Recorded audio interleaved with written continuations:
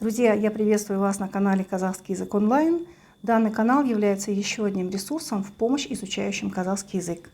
Меня зовут Сауля Муратовна, и я вам сегодня помогу разобраться с 4 послелогами, а именно «жақын», «таяу», «жуық» и «таман». Для этого мы обратимся к нашей сводной таблице падежей. Ссылку на данную таблицу я приложу в описании под видео. Если вы поищете среди послелогов данные 4 слова, то вы их найдете в группе послелогов дательно-направительного падежа. Это значит, что мы их можем использовать только тогда, когда в предыдущем слове есть окончание дательно-направительного падежа.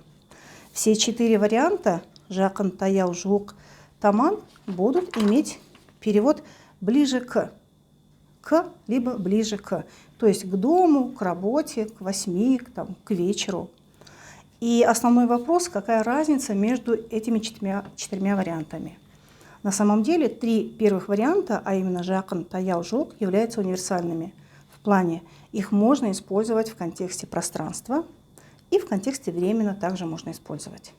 Традиционно послелог «таман» используется только в контексте времени.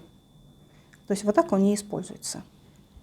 Конечно, чтобы запомнить, что мы с вами должны сделать? Мы с вами должны прописать примеров на каждый вариант, минимум по 20.